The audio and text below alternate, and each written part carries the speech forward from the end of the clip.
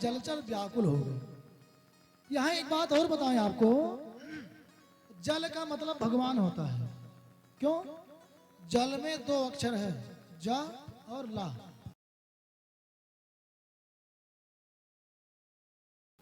तो जा से होता है जन्म होना। जैसे पंकज शब्द आप जानते हैं, तो पंकेश जायते इति पंकज, जमाने।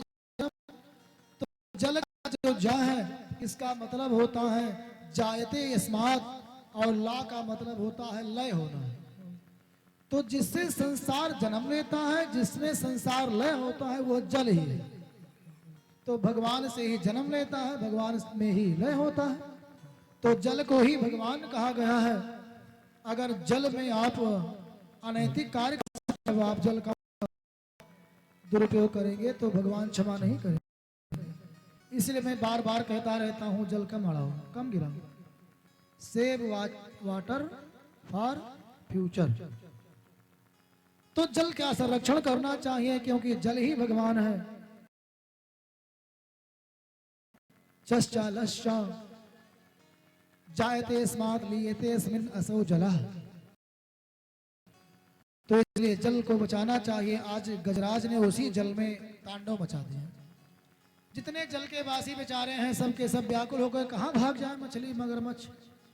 एक मगरमच्छ को आया क्रोध, उसने गजराज के पैर को ऐसा पकड़ा, कुछ देर तो गजराज ने सोचा है तो छोटी छोटी बात है, खींच ले जाएंगे। पूरा बल लगा दिया, टस से मस नहीं हुआ वह ग्राह मगरमच्छ। अपने स्त्रियों को बुलाया, पुत्र आए, सब ने सूंड में सूंड फंसा फंसा करके खूब बल लगाया। हमारी यही आदत है ना, पहले यहाँ छोटे छोटे डॉक्टरों को दिखाएंगे, जब दवा खाते खाते रोग बढ़ जाएगा तब लखनऊ लेकर जाएंगे। तो ये हमारी आदत है। पहले अपने परिवार को, जब सब बल थक जाता है तब गोविंद की याद आती है। आज ग्राह ने भी वही किया है। और जजाप परमम जाप्यम प्राग जन्मानुशिक्षितम, उसने जो पूर्व जन्म में भगवान के बारे में कहीं सुन रखा था, सत्संग किया था ना, उसी का प्रभाव था। और आज भगवान का नाम पुकारा है। उसने भगवान का नाम नहीं लिया, केवल परमेश्वर को याद किया है। तस्मै नमः परेशाय ब्रह्मणे।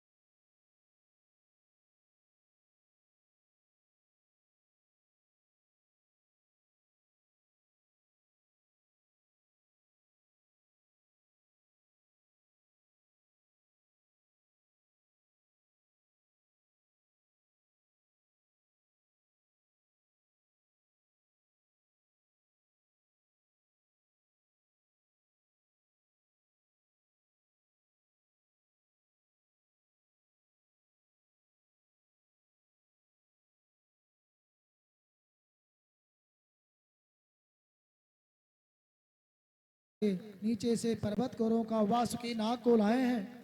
भगवान ने यहाँ पर कई अवतार लिए हैं।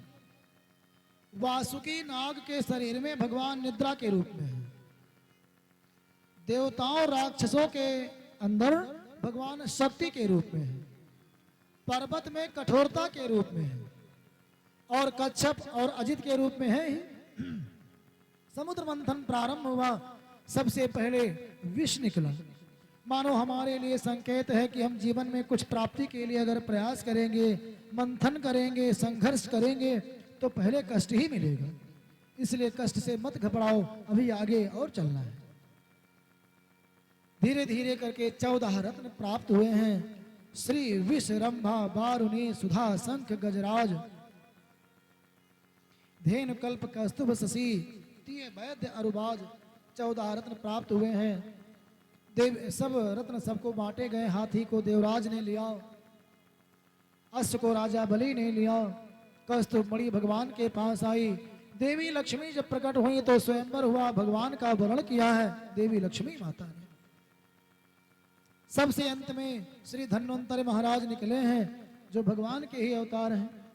धन्वंतरि महाराज सुंदर कलश लेकर निकले हैं, अमृत का बांटने के लिए युद्ध हुआ है। भगवान ने सुंदर मोहिनी का स्वरूप धारण किया। बांटने में भेदभाव समझ में आया, देवासुर संग्राम हुआ। देवराज इंद्र ने राजा बलि का वध कर दिया। बोलो श्री बांके बिहारी लाल की जय हो। लेकिन श्री शुक्राचार्य जी महाराज जैसे गुरु, जिनके पास मृत संजीवनी विद्या है, मृत संजीवनी विद्या से श्री शुक्राचार्य जी ने राजा बलि को जीवित किया और अनेकों अश्वमेध यज्ञ करवाए। आज विश्वजित नाम का यज्ञ करवा रहे हैं। अगर वह यज्ञ पूरा हो गया तो निश्चित ही राजा बलि को कोई पराजित नहीं कर पाएगा। इधर माता अदिति ने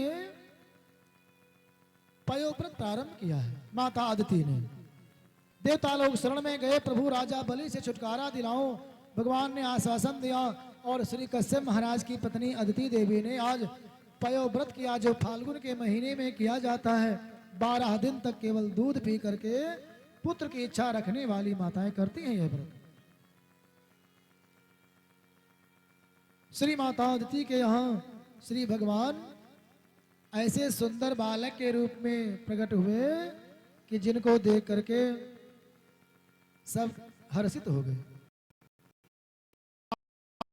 पक्षे द्वादशाहम पयोव्रत, फाल्गुन के महीने के 12 दिन के पयोव्रत का जब प्रभाव हुआ, जब कभी व्रत का और तपस्या का प्रभाव रहता है और पुत्र प्राप्त होता है ना, तो वह पुत्र बड़ा पराक्रमी यशस्वी होता है। तो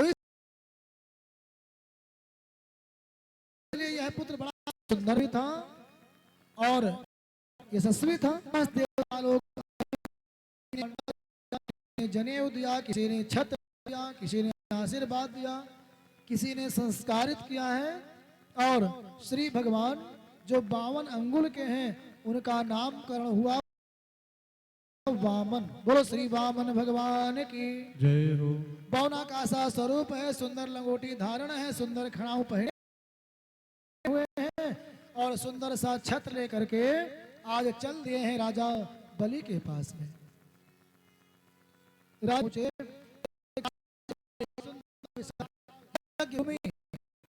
गई हैं और आगे बढ़े, देखा सुंदर यज्ञशाला है जहां पर स्वाहा स्वाहा चल रही है। यज्ञशाला के समीप पहुंचे तो राजा बलि ने भगवान को देख लिया और देख करके यज्ञशाला से बाहर आ गए और हाथ जोड़ करके बोले, स्वागतम ते नमस्तुभ्यम ब्रह्मन् किम करवाम ते, ब्रह्मर्षीणाम तपः साक्षात मन्ये त्वार्य वपुर्धरम। हे महाराज, मैं आपका कैसे करूं, आप तो साक्षात तपः मूर्ति मालूम पड़ते हैं। आपके आने से मेरे पितर मुक्त हो गए, मेरे सारे पाप धुल गए, इसलिए मैं आपका बारंबार स्वागत करता हूं। आइए विराजिए। राजा बलि ने अर्घ दिया, पाद दिया, स्वागत किया, सत्कार किया। भगवान का स्वरूप बार बार दर्शन करते हैं। हरि वामन वेश बनाए, हरि वामन वेश बनाए, बलि राजा के द्वारे आए। हरि पावन वेश बनाए, बलि राजा के द्वारे आए। हरि वामन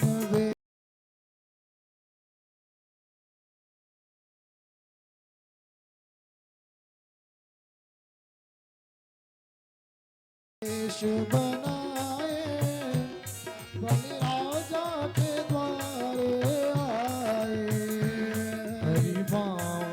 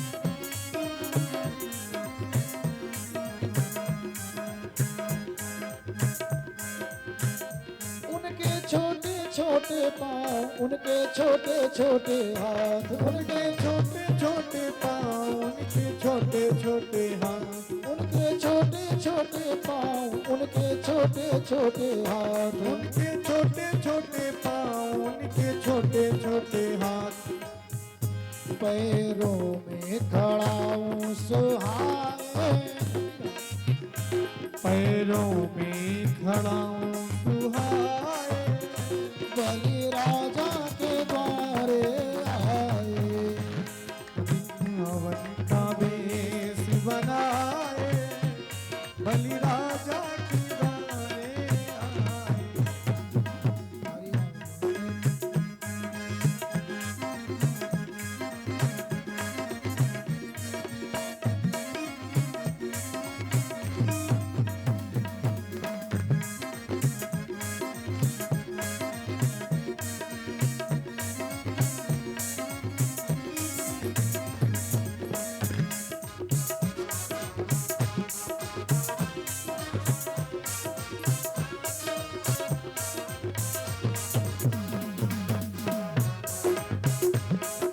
बोलो वामन भगवान की जय हो।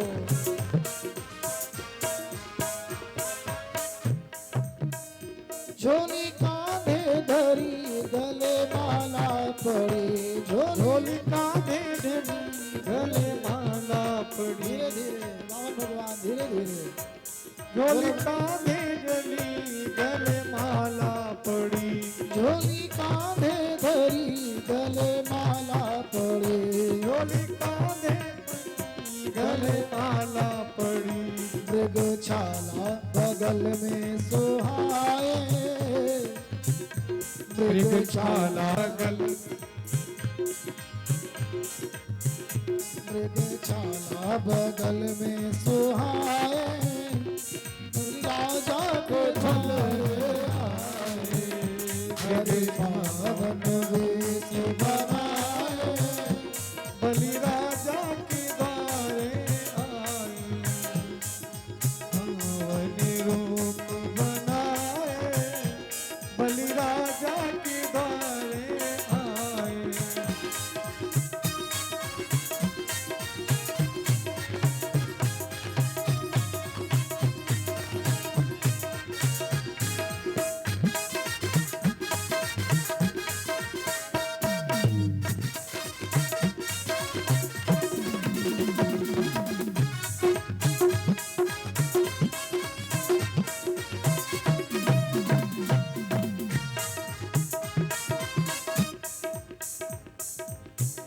माथे तिलक सोहे सिर चोटी सोहे, माथे तिलक सोहे सिर चोटी सोहे, माथे तिलक सोहे सिर चोटी सोहे, माथे तिलक सोहे सिर चोटी सोहे, ब्रह्मचारी का रूप सुहाए, ब्रह्मचारी का रूप सुहाए, बलि राजा के द्वारे आए, हरिवान करे बनाए, बलि राजा के द्वारे आए, हरि वामन वेश बनाए, बलि राजा के द्वारे आए, हरिवामन का वेश बनाए, बलि राजा के द्वारे आए,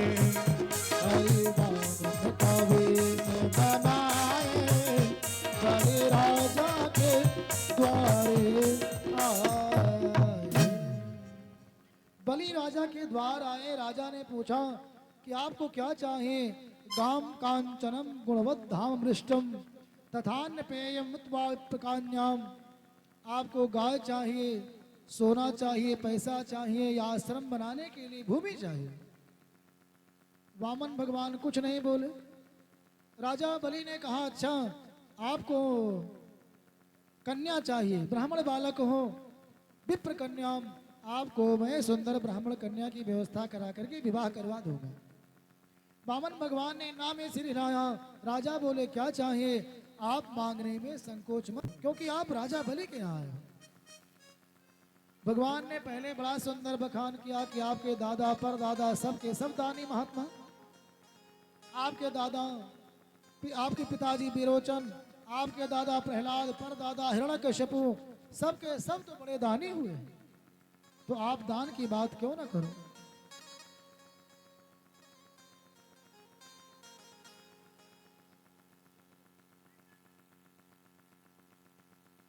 तो आप इस तरह दान की बात कैसे नहीं करेंगे। लेकिन हे राजन, मुझे तो केवल 3 पग पृथ्वी चाहिए। पदानि त्रीणि दैतेन्द्र सम्मितानि पदा मम। मेरे पैर से केवल 3 पग पृथ्वी चाहिए और मुझे कुछ नहीं चाहिए। राजा बलि हंसने लगे, छोटा छोटा पांव है, अपने पैर से 3 पग पृथ्वी क्या करोगे, खड़े भी नहीं हो पाओगे सीधे। भगवान ने कहा मुझे ज्यादा चाहिए ही नहीं। शुक्राचार्य ने देखा ये बालक बड़ा तेजस्वी लगता है, इसकी बातें और भी अटपटी लगती हैं। ये 3 पग पृथ्वी मांगता है, इसका मतलब कोई इसमें और बात है। ध्यान करके देखा, श्री शुक्राचार्य जी को सब पता लग गया। राजा बलि को दूर बुलाया, ये विष्णु है, 3 पग में तुम्हारा सारा संसार नाप लेगा, भिखारी बना देगा, बोल दो नहीं देंगे। राजा ने कहा अगर विष्णु ही है और भिखारी बन करके आए हैं तो मेरा सौभाग्य है। देता हूं तो इनका है, नहीं देता हूं तो इनका है। ये चाहेंगे तो मार कर भी ले सकते हैं, और मैं ना करके मना करके अपने अपयश को क्यों लूं, इसलिए अब मैं ना ही नहीं करूंगा। शुक्राचार्य जी ने बहुत समझाया कि देखो कहीं कहीं झूठ बोल सकते हो। स्त्री सुनर्म विवाहे चावृत्यर्थे प्राण संकटे, अपनी पत्नी से हंसी मजाक में झूठ बोल सकते हो। अपनी नौकरी रोजगार जा रहा हो वहां झूठ बोल सकते हो। कन्या के विवाह में भी कुछ झूठ बोला जा सकता है। अपना प्राण संकट में हो, गाय और ब्राह्मण या किसी व्यक्ति का प्राण संकट में हो, तुम्हारे झूठ बोलने से अगर बच जा रहा है ना, तो वहां झूठ बोल सकते हैं। इस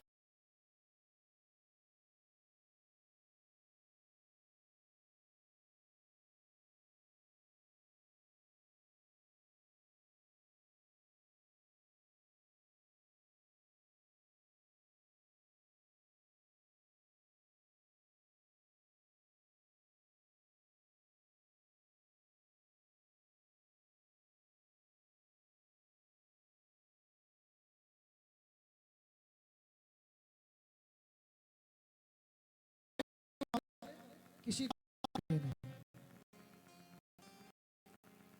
जब भगवान का तो उसमें और व्यक्तिगत स्वार्थ नहीं देखना चाहिए। तब धर्म की रक्षा, जाति की रक्षा, संस्कृति की रक्षा के लिए ही अपना सहयोग प्रदान करना चाहिए। आज राजा बलि ने गुरु को त्याग दिया, भरत जी ने भगवान के लिए माता को त्याग दिया था, विभीषण ने भगवान के लिए अपने भाई रावण को त्याग दिया था, गोपियों ने भगवान के लिए अपने पति माता पिता सबको त्याग दिया था। आज श्री बलि महाराज ने भी अपने गुरु का त्याग कर दिया। गुरु महाराज नाराज होकर के शाप दे दिए कि जल्दी ही तुम भिखारी बन जाओगे, श्रीहीन हो जाओगे। गुरु महाराज चले गए, फिर मन नहीं माना, संकल्प होने लगा, कमंडल के टोटी में आकर घुस गए, पानी ना निकलने पाए।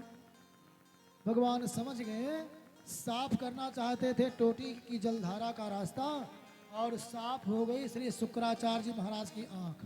बोलो बांके बिहारी लाल की जय हो। प्रेम से बोलो हरि शरणम।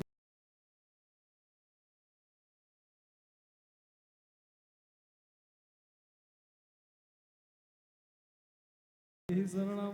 जोर से बोलिए, हाथ उठाकर। है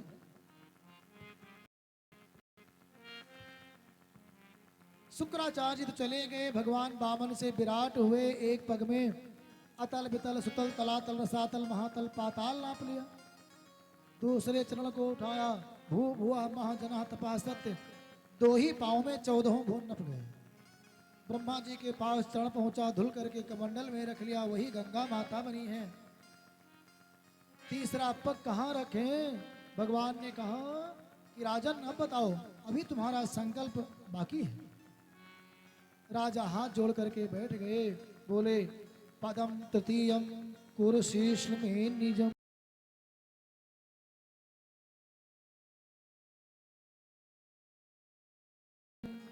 हे नाथ, अपने तीसरे पग को मेरे सिर पर रख दो, क्योंकि यह शरीर भी आप ही का है। भगवान प्रसन्न हुए, चरणों को राजा बलि के शीश पर रखा, और जैसे यह दृश्य देवताओं ने देखा, पुष्पों की वर्षा होने लगी कि भगवान के हाथ तो अनेक भक्तों के सिर पर धरे गए हैं, लेकिन आज ये मैं पहली बार देख रहा हूं कि भगवान का चरण किसी भक्त के सिर पर है। बोलो भक्त वत्सल भगवान की जय हो। प्रेम से बोलो हरि शरणम। हरि शरणम। देवताओं ने पुष्पों की वर्षा की है, ऋषि मुनि महात्मा भी सिहाते हैं कि मुझे यह सौभाग्य नहीं प्राप्त हुआ, राजा बलि को ऐसा सौभाग्य मिल गया है। भगवान ने राजा बलि को बंधन में डाला है, सारा राज लेकर के सुतल लोक का राजा बना दिया। भगवान ने कहा, राजा बलि मैं तुम्हारे ऊपर बहुत प्रसन्न हूं, कोई वरदान मांग लो। राजा ने कहा कि जो मेरे यहाँ भिखारी बन करके आया है उससे क्या वरदान मांगे, जो स्वयं मांगने आया है उससे हम क्या मांगे। जाओ महाराज, आपने दर्शन दिया, यही मेरे लिए बहुत बड़ी बात है, आपसे मैं क्या मांगू।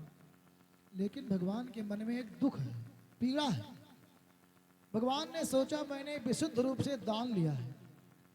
दान वह होता है जो निःशुल्क लिया जाए, बिना कोई काम धाम के फ्री में मिल जाए ना, वो दान है।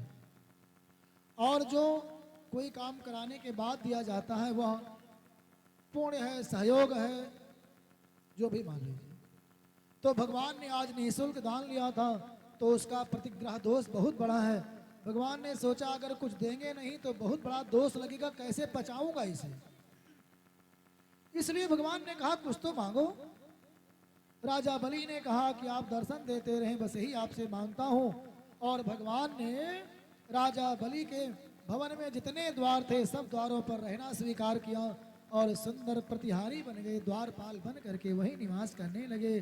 बोलो भक्त और भगवान की जय हो। राजा बलि प्रसन्न हुए, पायो जी मैं तो राम रतन धन पायो, पायो जी मैं तो राम रतन धन पायो, पायो जी में राम रतन धन पायो, राम रतन धन पायो, पायो जी में तो राम रतन धन पायो। वस्तु अमोल दी मेरे सतगुरु, वस्तु अमोल जी मेरे सतगुरु, कृपा करी अपनायो, पायो जी मेरे राम रतन धन पायो, पायो जी मैंने राम रतन धन पायो, पायो जी मैंने राम रतन धन पायो।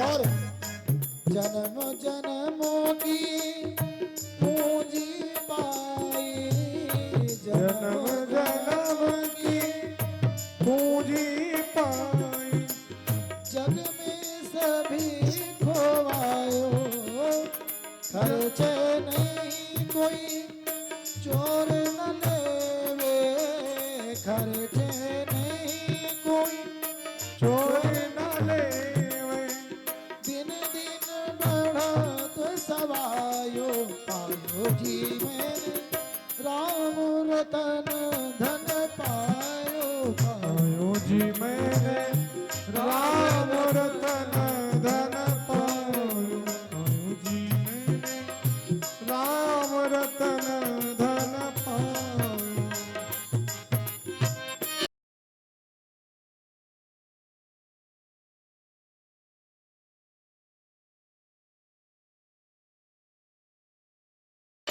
देखो जितने धन संसार में है सब खर्च हो जाते हैं।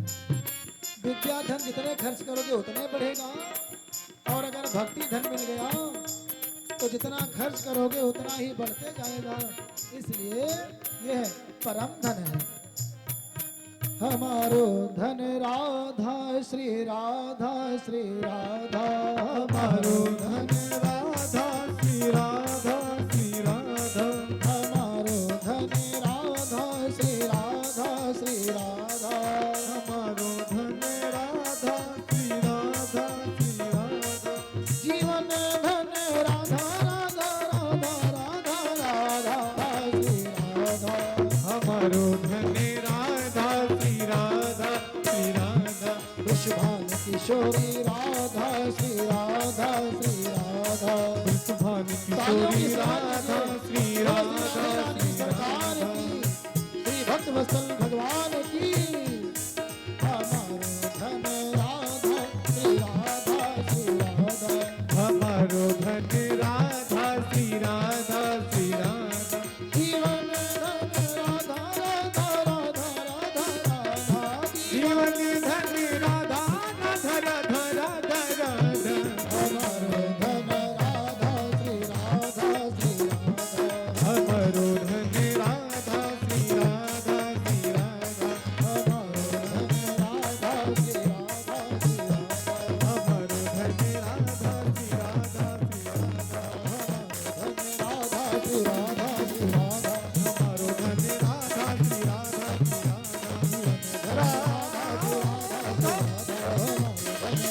हमारो धन राधा श्री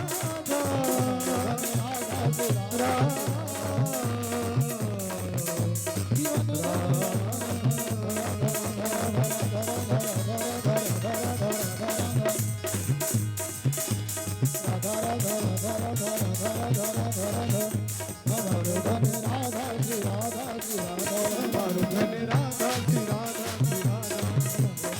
राधा श्री राधा श्री राधा सरकार की जय हो भक्त वत्सल भगवान की जय हो श्री सुखदेव जी महाराज वह शतमन के पुत्रों का वर्णन करते हैं जिनमें सुद्युम्न महाराज की कथा आती है। श्री महर्षि च्यवन का सुंदर चरित्र वर्णन किया है, जिनका विवाह राजा सरयाति की पुत्री देवी सुकन्या से हुआ।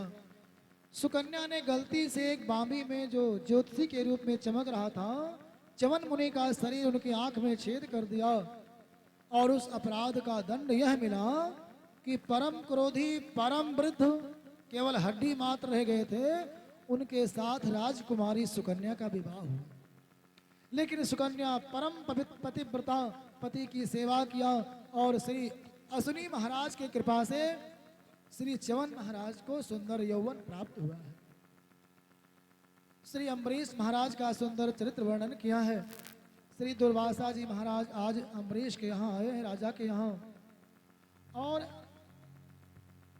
एकादशी का व्रत किया था श्री अम्बरीश जी ने, और आज पारण करना था। कल एकादशी का व्रत है, सभी लोग एकादशी का व्रत अवश्य रहे। कोई व्रत ना रहो लेकिन एकादशी का व्रत अवश्य रखना चाहिए। सारे पाप एकादशी के दिन अन्न में रहते हैं, इसलिए अन्न का सेवन नहीं करना चाहिए।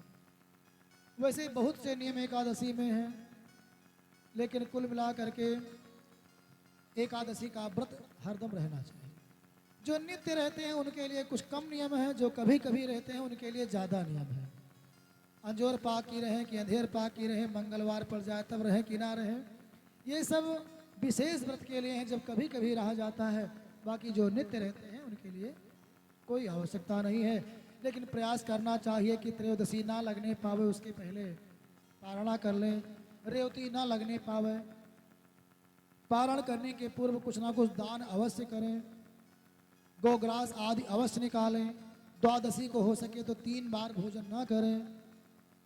अगर 3 बार करना पड़ जाता है क्योंकि आपने भोजन किया, कहेंगे किसी ने बिस्किट खिला दिया, बिस्कुट भी अन्न ही है, तो उसके लिए उपाय है कि भोजन करने से पहले 3 ग्रास त्रिजटा के लिए निकाल देते हैं, तो 3 बार भोजन करने से एकादशी का व्रत नष्ट नहीं होता, फल पूरा मिलता है। ऐसे अनेकों नियम हैं, कुल मिलाकर के एकादशी का व्रत रखना चाहिए। और शुक्ल पक्ष से व्रत का प्रारंभ करना चाहिए। ओम नमो भगवते वासुदेवाय का अधिक से अधिक जप करना चाहिए। श्री विष्णु सहस्त्र नाम का अधिक से अधिक पाठ करना चाहिए। और उस दिन देखो, व्रत और उपवास दो होता है। व्रत होता है मानसिक और उपवास होता है शारीरिक। व्रत का केवल एक मतलब है संकल्प।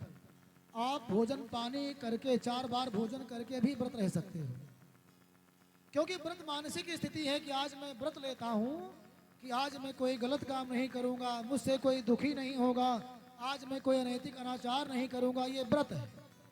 और मैं आज भोजन जल नहीं लूंगा, ये सब है उपवास। तो व्रत उपवास दोनों साथ में ही करना चाहिए। व्रत जरूरी है, उपवास चाहे ना करो। आज दुर्वासा मुनि आए, पारणा का समय हो रहा था। दुर्वासा जी ने कहा स्नान करके आ रहा हूं, भोजन की व्यवस्था रखो। स्नान करने में देर लग गई। गुरु महाराज की आज्ञा से श्री अम्बरीश महाराज ने जल ग्रहण कर लिया चरणामृत पारण के रूप में। दुर्वासा जी आए, पता लगा इन्होंने पारण कर लिया है। मारे क्रोध के कृत्या नाम की राक्षसी को उत्पन्न कर दिया। राजा अम्बरीश को मारने चली, भगवान का सुदर्शन चक्र प्रकट हो गया। दुर्वासा की ओर बढ़ा, दुर्वासा महाराज भागे। भागते भागते संसार में गए, लेकिन बाद में श्री नारद जी ने कहा कि भगवान के भक्त के ही शरण में जाओ। राजा के शरण में आए हैं। भगवान ने श्री अम्बरीश राजा ने सुदर्शन चक्र से विनती किया है, तब चक्र का प्रभाव शांत हुआ। देखो, यहाँ पर संदेह नहीं करना चाहिए। श्री दुर्वासा महाराज भोले बाबा के ही अवतार हैं, शंकर जी के। तो क्या शंकर जी एकादशी का व्रत कोई पालन कर लिया तो उसके लिए दंड देंगे? यह केवल भोले बाबा ने एक लीला की है एकादशी के व्रत को बताने के लिए, वैष्णव व्रत को महत्व देने के लिए आज भोले बाबा ने यह लीला की। क्योंकि भोले बाबा जैसा कोई वैष्णव है ही नहीं। भोले बाबा त्रिपुंड लगाते हैं ना, त्रि माने 3 और पुंड्र माने होता है उंगली। जो 3 उंगली से चंदन लगाया जाता है उसे त्रिपुंड्र कहते हैं। तो जो ये पुंड्र है ना, ये भगवान राम जी के, श्री विष्णु भगवान के धनुष के आकार का होता है। तो मानो भगवान के आयुध को श्री भोले बाबा धारण करते हैं। और जितने वैष्णव हैं वहाँ वे त्रिशूल लगाते हैं, जैसे मेरे मस्तक में लगा है।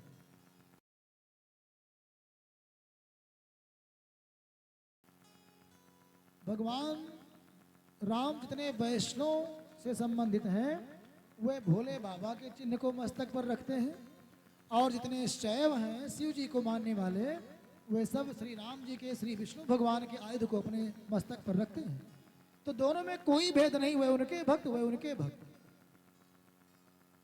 तो भोले बाबा ने आज भक्त पराधीन हो, मैं भगवान के मैं भक्त के बस में रहता हूँ, यही बताने के लिए आज बड़ी सुंदर सी लीला हुई है। इक्ष्वाकु वंश का वर्णन किया है। युवरांश के राजा मानधाता हुए, मानधाते के पुरकुत्स हुए, पुरकुत्स से त्रसदस्सु, उनके अनराणे हुए, हर्यस हुए, त्रिवंद सत्यव्रत, और सत्यव्रत के राजा त्रिशंकु हुए। त्रिशंकु महाराज के राजा हरिश्चंद्र हुए, जो परम सत्यवादी। अनेकों राजा अच्छे अच्छे हुए, लेकिन हम अगर सत्यवादी का नाम लेते हैं तो वाणी पर राजा हरिश्चंद्र का ही नाम आता है। हरिश्चंद्र के रोहित हुए, रोहित के हरित हुए, हरित के बाहु, बाहु के श्री सगर महाराज हुए। सगर महाराज के असमंजस हुए, असमंजस के अंशुमान, और अंशुमान के राजा दिलीप हुए। राजा दिलीप ने बड़ी तन्मयता के साथ गौ भक्ति किया है। और किस लिए किया है? पुत्र प्राप्ति के लिए किया है। गौ भक्ति जैसा संसार में कोई पुण्य नहीं है। मैंने पहले ही कथा में कहा है कि भगवान के 3 मुख हैं, अग्नि, ब्राह्मण और गाय। इन तीनों मुखों में अगर कोई पदार्थ आप देते हैं तो समझ लो भगवान की सीधी सेवा हो रही है। ब्राह्मणों में हो सकता है विकार आ गया हो, अग्नि में स्वाहा सुधा करने का मौका ना हो, लेकिन गौ पालन सबको करना चाहिए।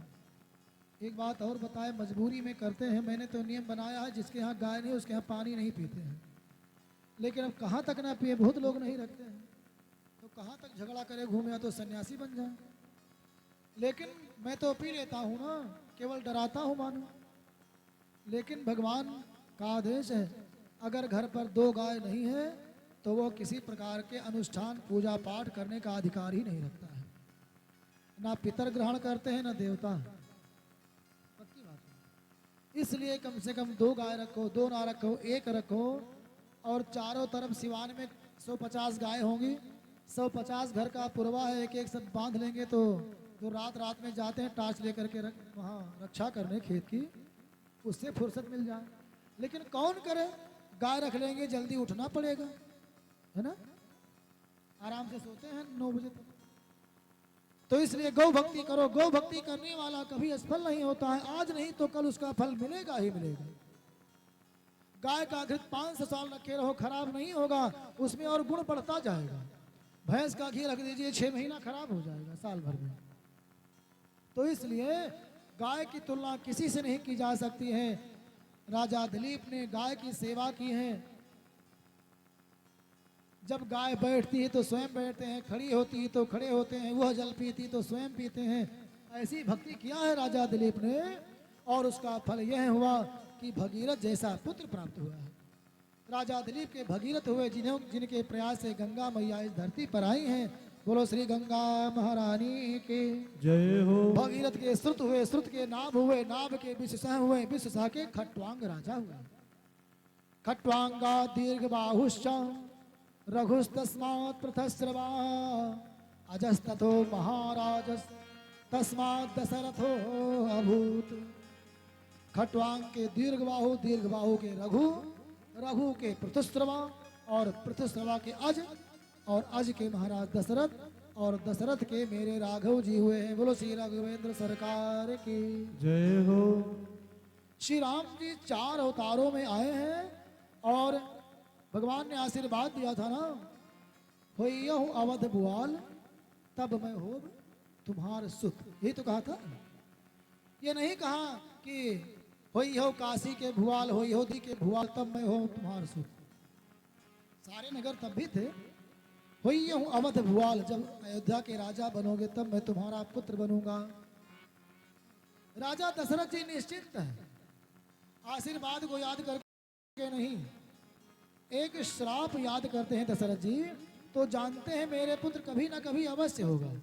कौन सा श्राप है? जब कभी ध्यान आता है वह श्रवण की घटना, तब याद आता है कि श्रवण के माता पिता ने श्राप दिया था कि जैसे मैं अपने वैसे अपने पुत्र के वियोग में प्राण त्यागोगे। तो दशरथ जी जानते हैं कि जब पुत्र होगा तब तो वियोग होगा, तब मैं मरूंगा, इसलिए मुझे पुत्र अवश्य होगा। एक बात और बताएं, राजा दशरथ को पुत्र प्राप्ति में सबसे बड़ा कारण उनका पुण्य भी है। राजा दशरथ को इतना पुण्य प्राप्त है कि साधारण कोई पुत्र बन ही नहीं सकता है। बाढ़े पूत पिता के धर्म में, हमारा जैसा धर्म कर्म होगा वैसे हमारी संतान होगी, जान लेना। तो राजा दशरथ के पास इतना पुण्य है कि उस पुण्य की तुलना में कैसा पुत्र आवे यह योजना भगवान नहीं बना पा रहे हैं। अंत में निर्णय लिया कि लगता है मुझे ही जाना पड़ेगा, और अयोध्यापुरी में राजा दशरथ जी के आंगन में मेरे श्री राघव नंदन का जन्म हुआ है। अयोध्या नगरी कैसी है? अष्टचक्रा नवद्वारा देवानां पूरे अयोध्या। अयोध्या में 8 चक्र हैं, 9 द्वार हैं, देवताओं की पूरी अयोध्या है।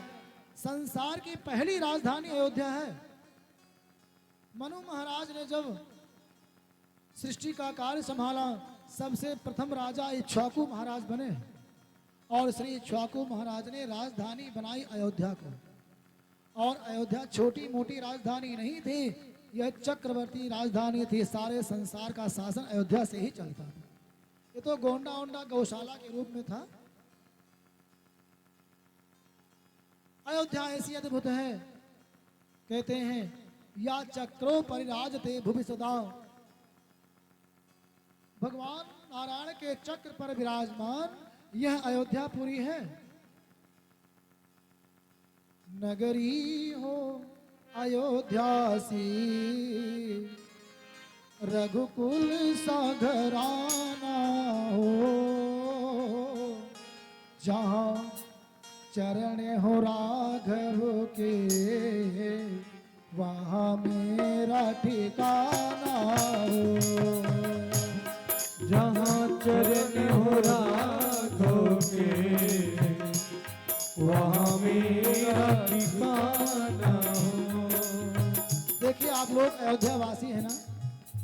ये 84 कोस में ही लगभग आते हैं आप लोग। तो इसलिए तालियों की सेवा करते हुए अयोध्यापुरी की हम वंदना करेंगे। उसके बाद तुरंत कथा में आगे बढ़ेंगे, क्योंकि भगवान के जन्म का भी समय हो रहा है, विलंब करने लायक नहीं है। नगरी हो अयोध्या सी, रघुकुल सघराना हो। नगरी हो अयोध्या सी, रघुकुल सघराना हो। जहाँ चरण हो राघव के, वहाँ मेरा ठिकाना हो। हे जहाँ चरण हो राघव के, वहाँ मेरा ठिकाना हो। और अयोध्यापुरी हमारा घर ही बन सकता है कब?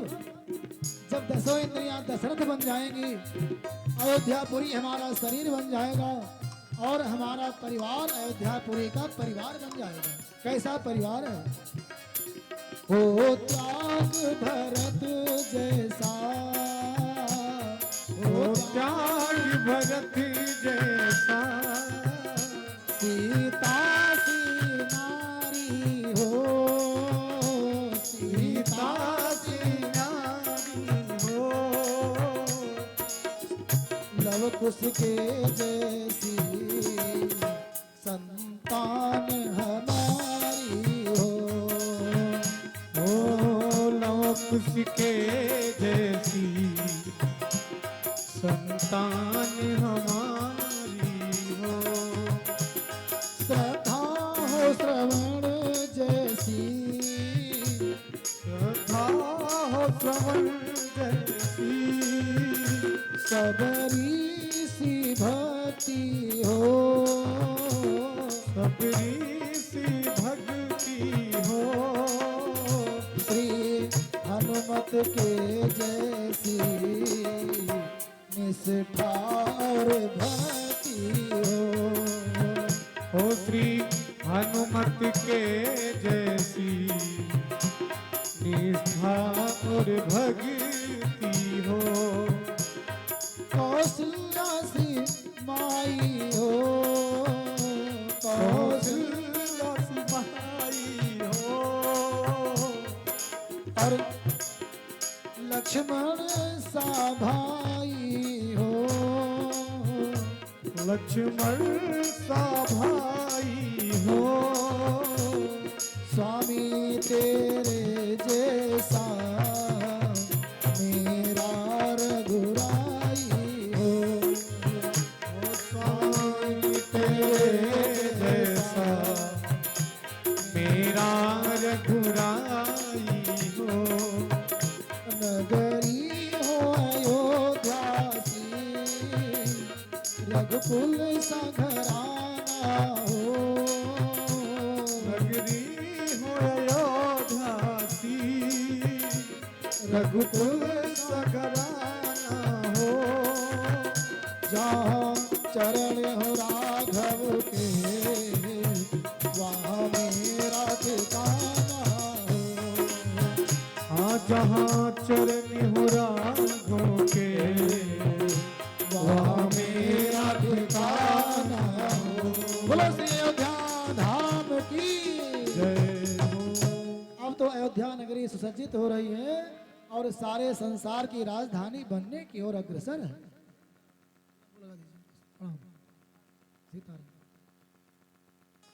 इसलिए श्री राम लला भी विराजमान हो गए हैं। विचार कीजिए कि जो मेरे आराध्य हैं, संसार के प्राणभूत हैं, राम जी ने ही संसार को सिखाया कैसे भोजन करना है, कैसे व्यवहार करना है। उसके पहले किसी ने नहीं सिखाया। हिंदुओं के ही नहीं, सबके आदर्श राम है। ऐसे राम जी का घर ही नहीं था। और हम लोग जरा भी चिंता नहीं करते थे। स्वयं तो बढ़िया घर बनवाते हैं, राम जी टेंट हाउस में रहते थे। और उस पर भी हम लोग जो है कुछ वीरों ने प्रयास किया, लेकिन हम लोग निश्चिंत होकर के सोते थे। आज मानो हम सबका प्रयास और समर्थन हुआ, सरकार के अंदर शक्ति प्राप्त हुई और उसने रामलला का सुंदर मंदिर बनवाया। तो इसलिए अयोध्या जा करके रामलला का दर्शन किया करो। हे आर्य पुत्रों, हे राम भक्तों, तुम्हें अयोध्या बुला रही है। आर्य पुत्रों, हे राम भक्तों, तुम्हें अयोध्या बुला रही है। चमक रहा है श्री राम मंदिर, चमक रहा है।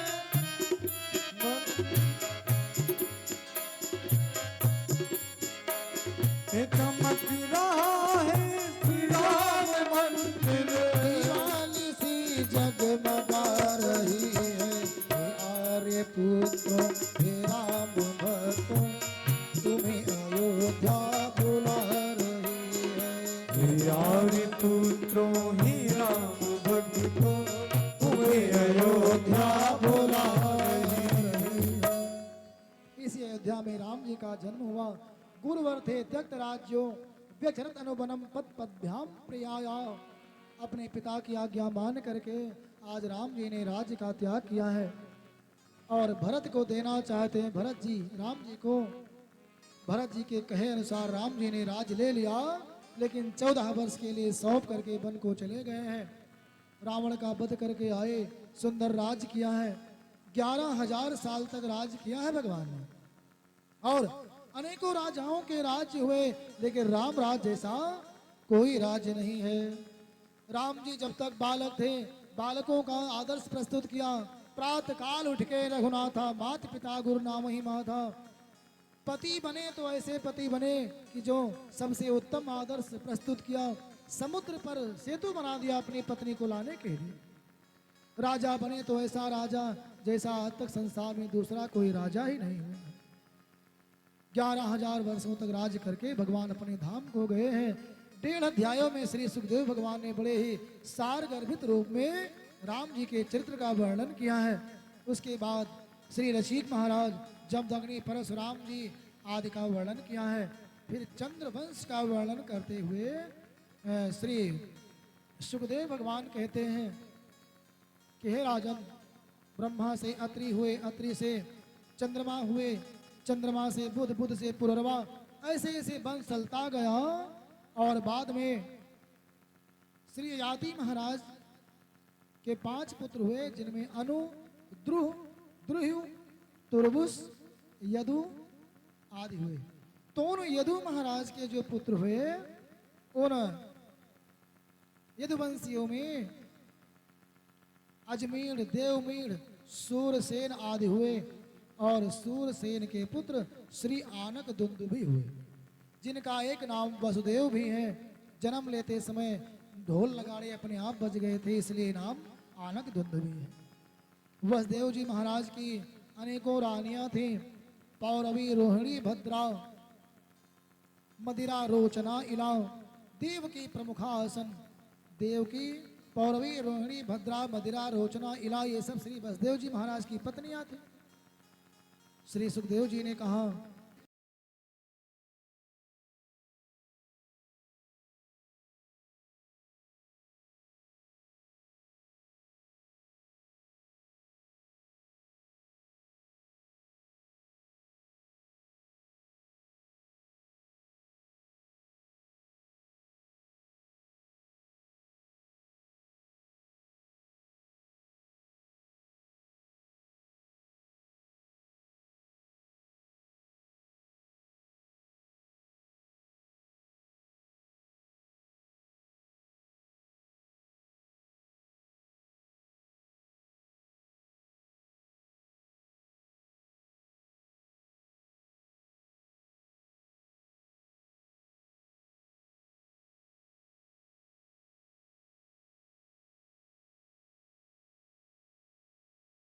ये जो आपने प्रश्न किया उसका उत्तर मैं अवश्य दूंगा।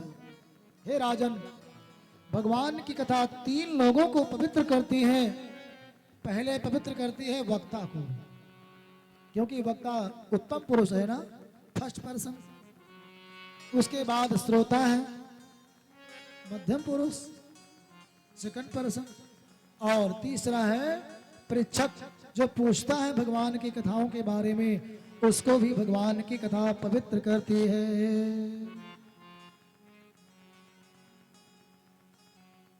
हे राजन, उस समय की बात है, गौर भूत्वा अश्रुमुखी खिन्ना क्रंदती करुणाम विभो।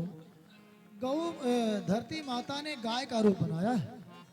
अब यहां पर यह स्पष्ट कर देना चाहिए कि गाय ही धरती है, धरती ही गाय है। धरती माता ऐसे तो प्रकट नहीं हो सकती है।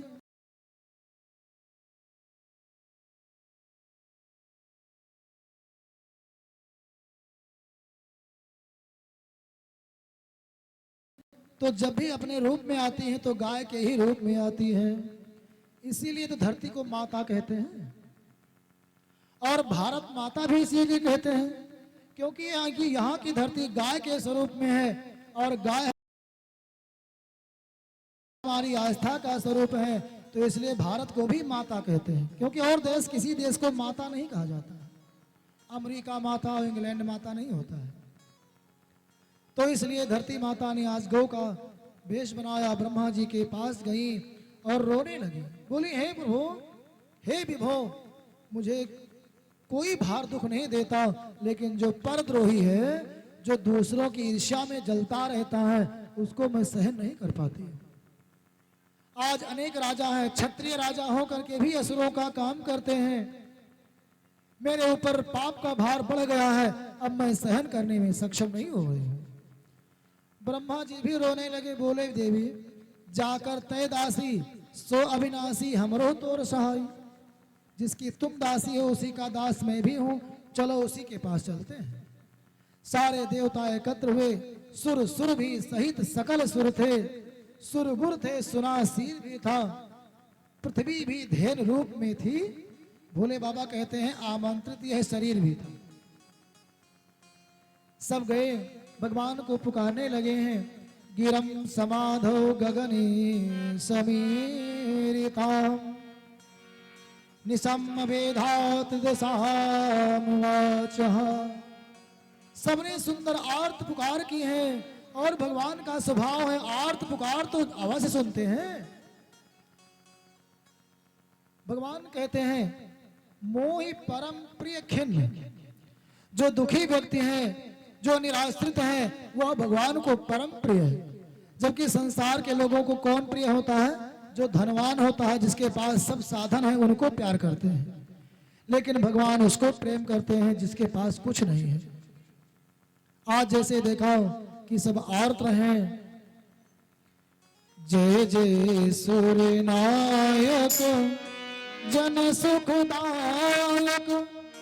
सब लोग भजन करेंगे, किसी का हाथ नहीं रुकना चाहिए और किसी की वाणी भी नहीं, क्योंकि इतना सबको आता है। गोस्वामी जी की बड़ी प्यारी स्थिति है। जय जय सूर्य नायक जन सुखदायक प्रणत पाल भगवान। सूर्य नायक जन सुखदायक प्रणत पाल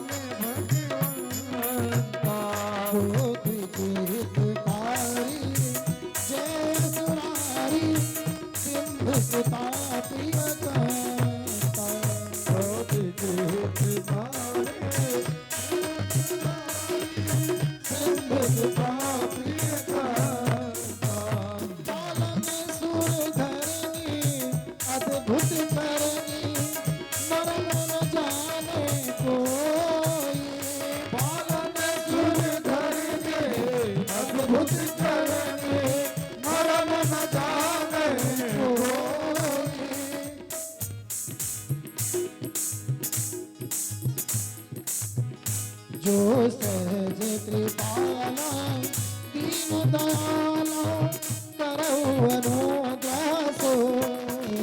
जो सहज कृपाला दीन दयाला करहु अनुग्रह सोई। जय जय सुरनायक वरण सुखदायक प्रणत पाल भगवंता। जय जय जय सुखदायक प्रणत पाल भगवंता। जय जय सूर्य नायक पाल भगवंता।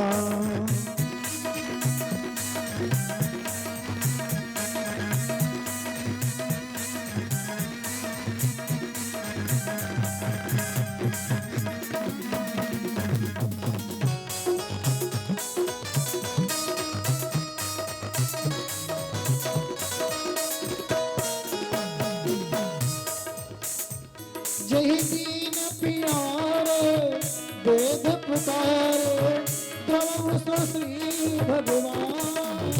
जय दीन प्यारे वेद पुकारे प्रभु श्री भगवान। भववारिधि मंदर सब विधि सुंदर। भववारिधि मंदर सब विधि सुंदर।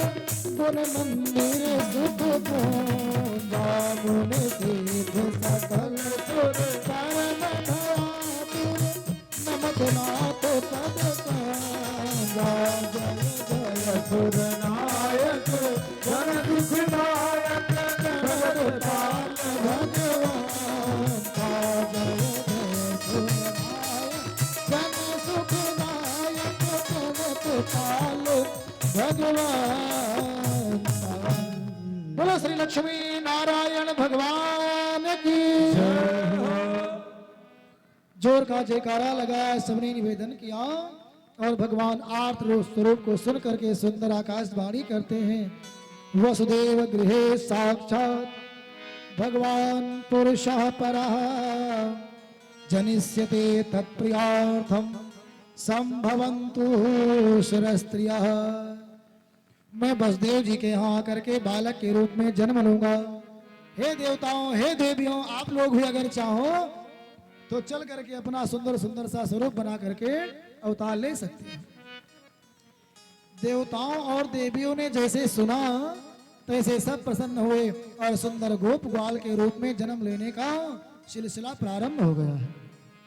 जितने पुरुष लोग हैं, देवता लोग हैं, कुर्सी पर बैठे हैं, और जितनी देवियां हैं, ये सब देवियां हैं, तो ये सब ग्वालिनियां बनेंगी, और जितने पुरुष लोग हैं सब ग्वाल बाल। बोलो बांके बिहारी लाल की जय हो। सबने अवतार ग्रहण किया है। इधर भगवान की प्रतीक्षा हो रही है। एक राजा थे जिनका नाम था उग्रसेन। उग्रसेन महाराज बड़े धर्मात्मा, लेकिन बालक का जन्म हो गया ऐसा जो बड़ा दुरात्मा। पिता तो धर्मात्मा, पुत्र दुरात्मा कैसे हो गया? ऐसा नहीं होता है ना अक्सर। लेकिन इसका कारण है, एक बार श्री उग्रसेन जी की पत्नी देवी पद्मावती मायके गई हुई थी। उस समय एक दुर्मलिक नामक राक्षस ने देवी पद्मावती के साथ छल किया, वो भी गोधूली की बेला में।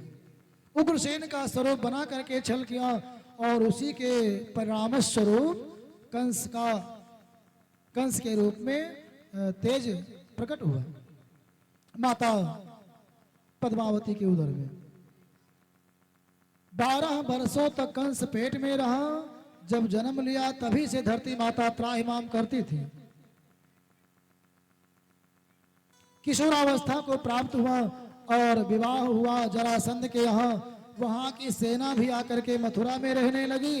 अरिष्टकूट, सल, तोसल, केसी, व्योमासुर, चाणूर, मुष्टिक सब के सब मिल करके जगह जगह अत्याचार करने लगे। उग्रसेन महाराज ने रोका, पकड़ करके जेल में बंद कर दिया। आप तो स्वच्छंद हो गए। अनेक राजाओं का साथ कर लिया, और सबके साथ मिल करके जितने भगवान के भक्त हैं सबको मारना, यज्ञ यागाद बंद करवाना, साधु महात्माओं को त्रास देना, देवताओं को कमजोर करना, यही काम रह गया। आज कंस ने सोचा कि लाओ थोड़ा सा प्रजा में अपने को अच्छा दिखा दें। एक बहन थी जिसका नाम था देवकी, चचेरी बहन थी, देवक महाराज की पुत्री थी। बड़े धूमधाम के साथ विवाह किया। 200 हाथी, रथ, घोड़े सब खूब दान किया। देखो, जो कन्या के विवाह में दान किया जाता है ना, उसको कहते हैं दायाद्य। क्या कहते हैं? दायाद्य। और उसी को हम लोग दहेज कहते हैं। तो दायाद्य का मतलब होता है पैतृक संपत्ति का अंश। जैसे 4 पुत्र हैं तो पिताजी का जितना चल अचल संपत्ति है सबका हिस्सा लगेगा ना, पुत्री का कोई हिस्सा लगाता नहीं है। तो अचल संपत्ति देंगे नहीं, तो जो चल संपत्ति है उसी में से कन्या को देना चाहिए। इसी को कहते हैं दायाद, और दान के रूप में दिया जाता है।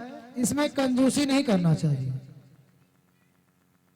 जितने अनुपात में बालकों का हिस्सा आ रहा है उसी अनुपात में बेटी को देना चाहिए। लेकिन वह दूषित दहेज है जो लड़के वाले जबरदस्ती मांगते हैं, यह दूषित है। और जो लड़की का पिता स्वयं देता है श्रद्धा से, वह पुण्य युक्त धन है, उसको स्वीकार करना चाहिए। आज अनेक दान करके देवी देवकी का विवाह किया, मन में आया कि लाओ हम ही चले थोड़ा विदा कर दें। सुंदर रथ सजाया, देवी देवकी और श्री वसुदेव महाराज को बैठाया, रथ लेकर चलने लगा। प्रजा बड़ी प्रसन्न हो गई, लगता है कंस महाराज बदल गए।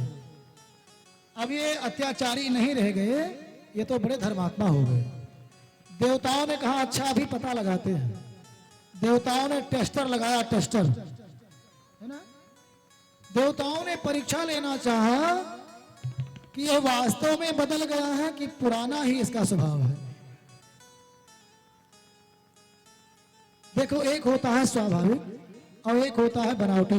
भैया आप लोग बोले नहीं, आराम से जहां जगह पर बैठ जाओ। बोलो श्री बांके बिहारी लाल की जय हो। एक होता है बनावटी स्वभाव, एक होता है स्वाभाविक स्वभाव। एक व्यक्ति आया, कहीं बाहर से आया था अकबर के दरबार में। उसने शर्त रख दिया कि अगर मुझे कोई बता दे कि मैं किस राज्य का, किस देश का हूं, तो उसको मैं 100 अशर्फियां पुरस्कार स्वरूप दूंगा, और नहीं बता पाए तो आधा राज्य ले लूंगा। अब तो समस्या खड़ी हुई, कोई नहीं बता पाया। बीरबल के पास बात आई, आज दरबार लगा। बीरबल ने कहा कल बताएंगे।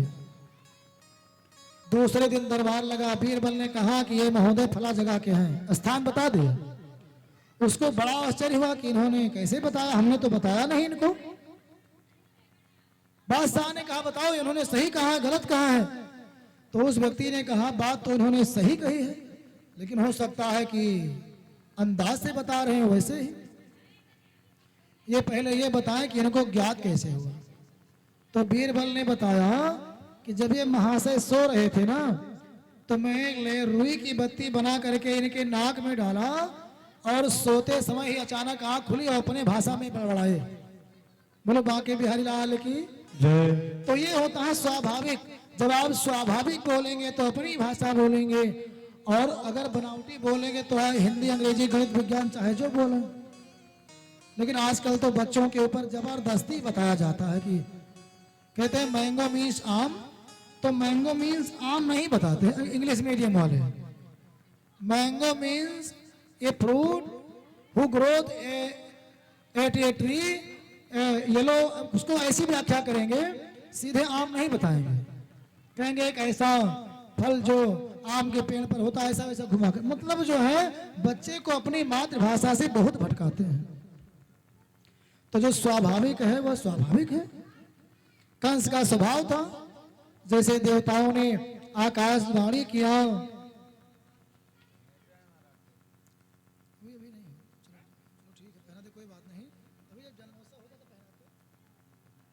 मंगल कामना। बोलो श्री बांके बिहारी लाल की जय हो।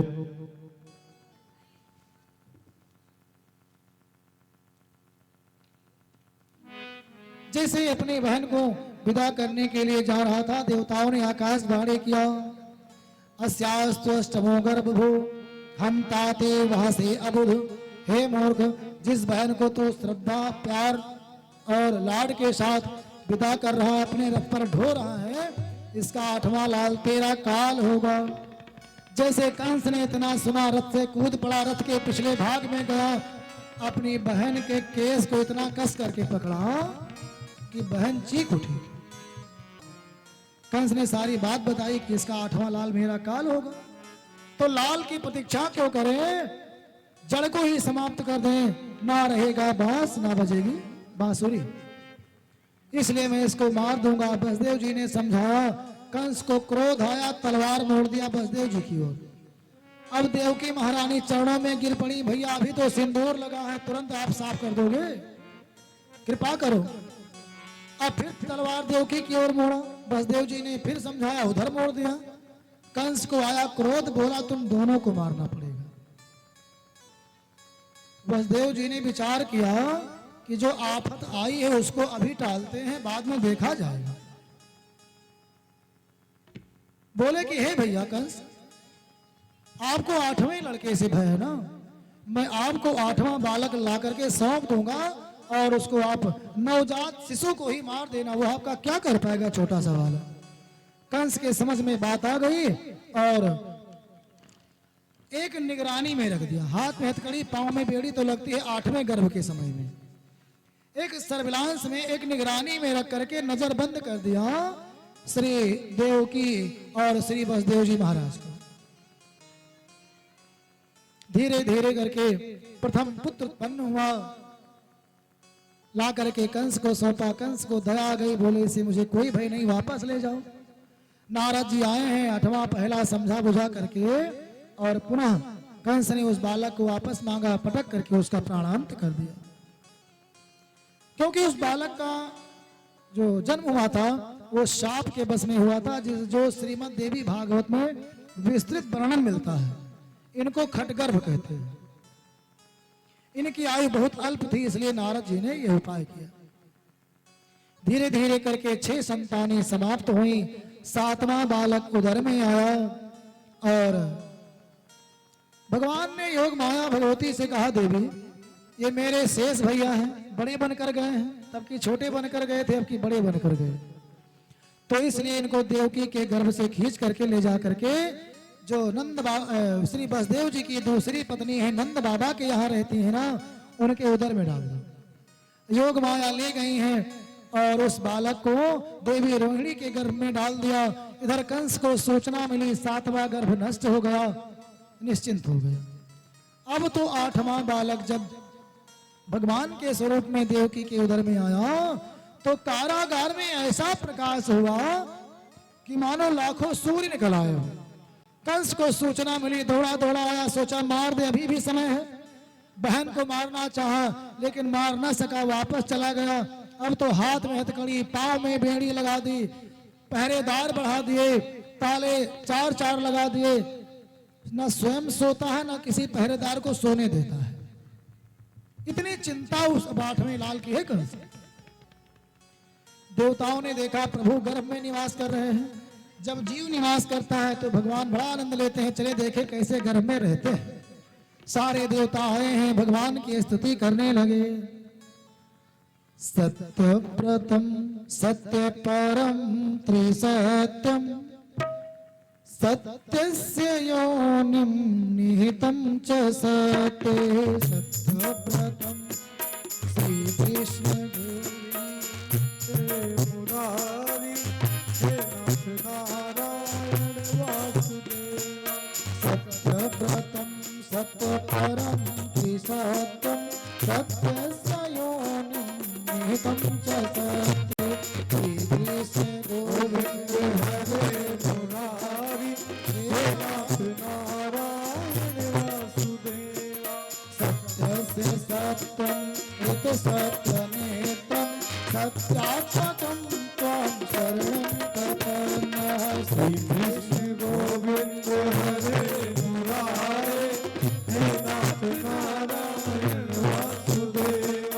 हे नाथ नारायण वासुदेव, हे नाथ नारायण वासुदेव, हे नाथ नारायण वासुदेव। हे नाथ नारायण वासुदेव। श्री कृष्ण गोविंद हरे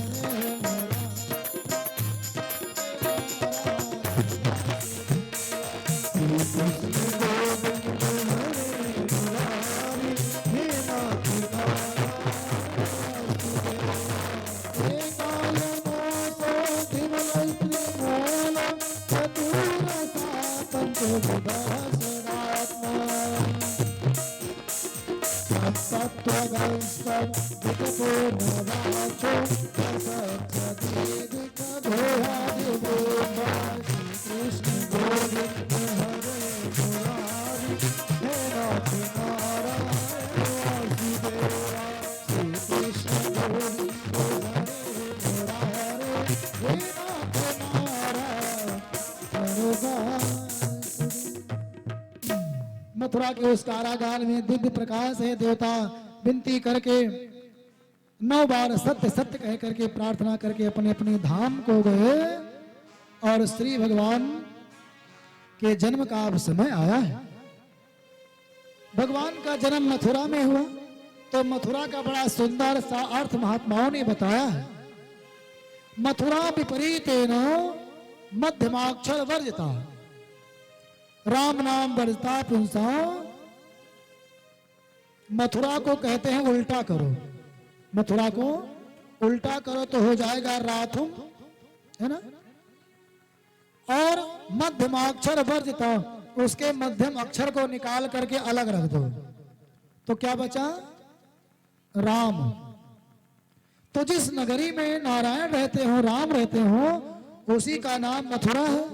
महात्माओं ने पूछा तो जो बीच वाला अक्षर है वो कहां चला गया? तो कहते हैं राम नाम वर्जिता पुंसा तन मुखे मध्यमाक्षरम। जो लोग उस मथुरापुरी के अधिष्ठाता श्री राम जी का नाम नहीं लेते हैं, उनके मुंह में वह मध्यमाक्षर। अब मध्यमाक्षर क्या है आप लोग जाने।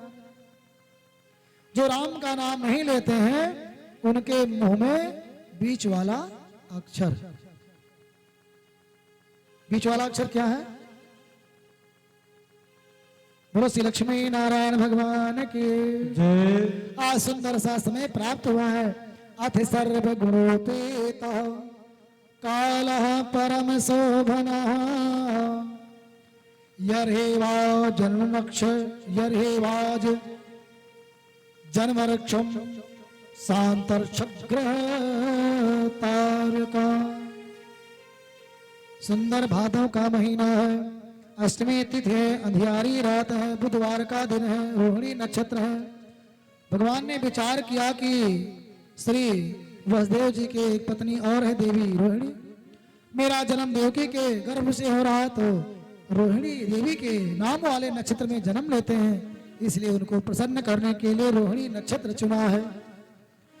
दिशा प्रसेदु, सारी दिशाएं आज प्रसन्न है। दिशाएं भगवान का वस्त्र है। क्या है? भगवान का वस्त्र है। तो दिशाएं तो निर्मल होंगी ही ना जब भगवान आएंगे। आज सारी दिशाएं निर्मल हो गई और प्रसन्न भी है। गगनम निर्मलो, गगन, गगन माने आकाश। एक होता है बादल, एक होता है आकाश। तो आकाश निर्मल निर्मल हो गया। उसने सोचा भगवान के शरीर की तुलना मुझसे की जाती है, इसलिए बादलों से कहा तुम हट जाओ, मुझे गोविंद का दर्शन करने दो। सारे बादल हट गए और आकाश निर्मल हो गया। उद्गणोदयम, तारे निकल आए हैं, वे भी भगवान का दर्शन कर रहे हैं। मही मंगल भूयिष्ठा, धरती माता मंगलवती हो गई, सुकोमल हो गई। धरती माता ने विचार किया कि प्रभु मेरे स्वामी हैं, मेरे ऊपर अपने कोमल कोमल चरणों को रखेंगे, तो अगर मैं कोमल नहीं हुई और कहीं आने से मना कर दिए तब क्या होगा। इसलिए धरती माता सुंदर निर्मल और कोमल हो गई। नद्या प्रसन्न सलिला, नदी प्रसन्न और स्वच्छ हो गई। जबकि बरसात के महीने में बाढ़ आदि का पानी होता है, नदियां निर्मल नहीं होती हैं। लेकिन मथुरा जी में बहती हैं जमुना मैया। जमुना मैया भगवान की प्रेमिका है, पत्नी है, प्रेयसी है। इसलिए सोचाओ कि निर्मल मन जन सो मही पावा। अगर मैं निर्मल नहीं रहूंगी तो गोविंद मेरे पास नहीं आएंगे, इसलिए नदियां निर्मल हो गई। हृदय जल रुहस्या, सुंदर सरोवर में कमल खिले आए हैं। दुजाल कुलसन्नादा स्तवका बनराजय, सारे वन उपवन इतने कुसुमित हो गए हैं, लगता है मानो बसंत ऋतु आ गई है। कमल भी आज रात्र में खिला है, क्योंकि रात्र में कमल कभी नहीं खिलते। रात्र में तो कमलनियां खिलती हैं, कुमुदनी। कमल तो दिन में खिलते हैं सूर्य भगवान के प्रकाश में, लेकिन आज कमल भी खिले हैं। बबौ वायु सुख स्पर्शा, सुंदर शीतल मंद सुगंधित वायु बहने लगी है।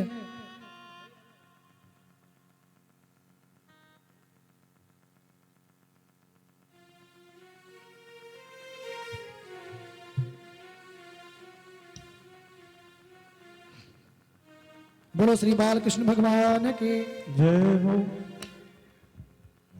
सुंदर वायु बहने लगी है, शीतलमंद सुगंधित वायु बह रही है। जो ब्राह्मण आदि की अग्नियां बुझ गई थी, हवन कुंड की, सब अपने आप जल गई। सबसे बड़ी बात तो यह है कि सबके मन प्रसन्न है। जब मन प्रसन्न होना तो समझना चाहिए कोई अच्छा काम होने वाला है। कितना भी अच्छा सगुन साहित्य हो, अगर मन गवाही नहीं देना है तो मत जाना कहीं यात्रा करने के लिए। और अगर मन कह रहा है कि बड़ा अच्छा है, चलना चाहिए, तो तुरंत चले जाना चाहिए, क्योंकि मन भगवान का संकेत है। आज सबके मन प्रसन्न है, सबको लगता है कि आज कुछ अच्छा होने वाला है। सारा संसार, जो जितने भक्त हैं सब जाग रहे हैं। भक्त लोग भगवान के लिए जाग रहे हैं, और जितने दुष्ट हैं डर के मारे जाग रहे हैं। सबके सब जाग रहे हैं। और उसी बीच में सुंदर जब समय प्राप्त हुआ, रात्रि के 12 बजे हैं, रात्रि के जब 12 बजे हैं, उसी समय श्री देवकी महारानी और श्री वसुदेव जी के समक्ष एक कंस के कारागार में एक अद्भुत सा प्रकाश प्रकट हुआ है। ऐसा अद्भुत दिव्य प्रकाश है जिसको देख करके देवी देवकी और श्री वसुदेव जी महाराज अत्यंत हर्षित हो गए हैं और हाथ जोड़ करके विनती करते हैं। धीरे धीरे करके जब वो प्रकाश थोड़ा सा शांत हुआ ना, तो एक बड़ी दिव्य सुंदर मूर्ति प्रकट हो गई।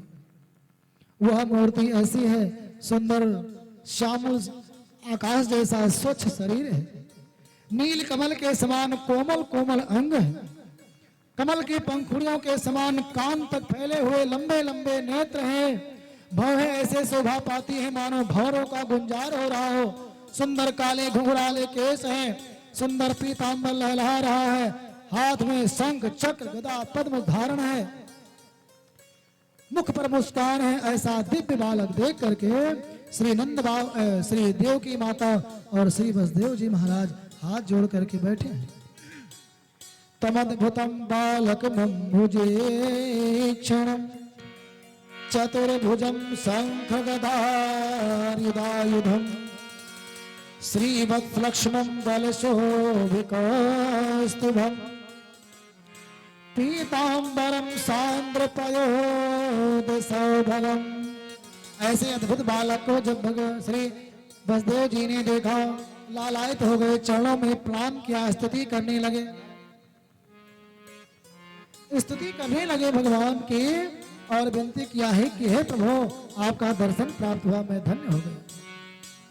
भगवान ने कहा देखो मैं तुम्हारी तपस्या से यहाँ आया हूँ, मैं छोटा बालक बन जाऊंगा, तुम मुझे ले जाकर के गोकुल में भेज देना, वहां मेरी योग माया पहले ही बेटी बन करके आ चुकी है, उसको ले आना। सारी बात बता करके और भगवान छोटे से बालक के रूप में हो गए। बोलो श्री बालकृष्ण भगवान की जय हो। जैसे छोटे से बालक हुए, देवी देवकी की गोदी में आए, तो माता को ऐसा लगा कि ये कोई नीलमणि का खिलौना है, सुंदर सा स्वरूप है, लेकिन कोमलता तो कमल के समान है। जैसे अंगों का स्पर्श हुआ, रोम रोम खिल आया, स्तनों से दूध अपने आप ही बहने लगे, और उस बालक का मुखारविंद देख करके परम आह्लादित हो गई माता देवकी। देखो श्री कृष्ण भगवान में श्री राम जी में कुछ अंतर है। लोग कहते हैं कोई अंतर नहीं ना, लेकिन सीधा उल्टा है। राम जी जब जन्म लिए तो माता यशोदा माता कौशल्या आदेश देती हैं कि जय सुशीला अति प्रियशीला, है ना। लेकिन यहाँ तो श्री कृष्ण भगवान आदेश देते हैं कि मुझको ले जाकर वहां पहुंचाना, ऐसा करना वैसा करना। राम जी अपने भाइयों में सबसे बड़े हैं, श्री कृष्ण अपने भाइयों में सबसे छोटे। राम जी 4 भाई और श्री कृष्ण भगवान कितने भाई हैं? कितने भाई कोई बताए? कितने भाई हैं श्री कृष्ण भगवान? 8 भाई, है ना। राम जी 4 भाई, श्री कृष्ण 8 भाई। राम जी दिन में 12 बजे आए, श्री कृष्ण भगवान रात के 12 बजे आए। राम जी के एक पत्नी, श्री कृष्ण भगवान के अनेक पत्नी। राम जी की पत्नी को रावण ने चुराया, रावण की पत्नी को श्री कृष्ण भगवान ने चुराया। पता है कब चुराया? शिशुपाल रावण ही तो है। देवी रुक्मिणी का विवाह शिशुपाल के साथ तय हुआ था, अपना मुकुट लगा करके आया था बारात, उसके पहले ही भगवान ने हरण कर लिया। ऐसे कई अंतर हैं जो सीधा विपरीत हैं। श्री भगवान बाल स्वरूप में प्रकट हुए। श्री वसुदेव जी महाराज ने देवकी से उस बालक को लिया और लेकर के चलने लगे। देवकी माता रोने लगी, लेकिन भगवान की सारी बात याद है, इसलिए आज्ञा मान करके पतिदेव को समर्पित कर दिया। कहीं से एक सूप प्रकट हो गया, सुंदर सा सूप प्रकट हुआ और वसुदेव जी ने देखा ऐसे कैसे हाथ में ले जाए, लाओ सूप में ही लिटा ले। भगवान की इच्छा भी थी, क्योंकि सूप साधु का स्वरूप माना गया है। साधु ऐसा चाहिए जैसे सूप सुहाए, सार सार को गही रहे, थोथा दिए उड़ाए। तो जो अपने पास अच्छे विचार रखते हैं वही सूप के समान संत हैं, और भगवान संतों के हृदय में रहते हैं। सूप में लिटाया, हाथ की हथकड़ी, पांव की बेड़ी खुल गई, सारे पहरेदार सो गए हैं, सारे द्वार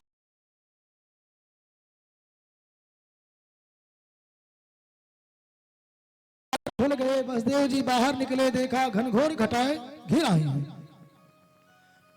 मानो बादल लोग स्वागत में जल की फुहार कर रहे हैं। श्री बलदाऊ भैया जो शेष जी हैं, उन्होंने देखा कि मेरे भैया को कष्ट होगा, 1000 फण ला करके छाता की तरह लगा दिया है। वसुदेव जी लेकर जा रहे हैं, धीरे धीरे पहुंच गए यमुना जी के। सुन तो डर नहीं रहता है। बोलो श्री भक्त वत्सल भगवान की जय हो। सिर पर सीताराम, फिकर फिर क्या करना, सिर पर भगवान है। हाथ की बात छोड़ो, भगवान का हाथ ही नहीं, भगवान ही है। इसलिए भय मुक्त हो गए, जल में प्रवेश किया। यमुना जी ने सोचा अवसर बढ़िया मिला है, चरणों को छू लेती हूँ, बढ़ने लगी। भगवान ने सोचा पिताजी को डुबो देंगी लालच में, चरण छूने की लालच में पिताजी को कष्ट हो रहा है, उसको ये नहीं देख रही। भगवान ने पीछे से पैरों को बढ़ाया है, यमुना जी ने स्पर्श किया, चरणों के नीचे बहने लगी। बोलो श्री यमुना महारानी की जय हो। यमुना जी को पार किया, गोकुल पहुंचे, वहां देखा सारे दरवाजे खुले, श्री यशोदा माता सोई है, सब सोए हैं। अंदर कक्ष में प्रवेश किया, देखा सुंदर कन्या खेल रही है। अपने बालक को लिटा करके जब बेटी को उठाने लगे तो श्री वसुदेव जी महाराज के नेत्रों से अश्रुधारा प्रवाहित हो गई। 2 कारणों से। पहला कारण यह कि अपने पुत्र को छोड़कर जा रहा हूं, और दूसरा कारण यह कि मैं कितना स्वार्थी हूं, जो अपने बालक को बचा रहा हूं, दूसरे की बालिका को अग्नि में झोंकने जा रहा हूं। लेकिन भगवान का आदेश याद है, इसलिए कन्या को उठाया, लेकर के आगे कारागार में। जैसे कन्या को लेकर पहुंचे, हाथ में हथकड़ी, पांव में बेड़ी पुनः लग गई, और सब के सब पहरेदार जग गए। कन्या जोर जोर से रोने लगी, और जैसे कन्या जोर जोर से रोई, ततो बाल ध्वनिम श्रुत्वा गृहपाल समुत्थिता। बालक की धुन को सुन करके जितने द्वारपाल थे सब के सब जाग गए, भागे भागे कंस के पास गए। महाराज 8वां लड़का हो गया है। बोलो नंद के लाला की।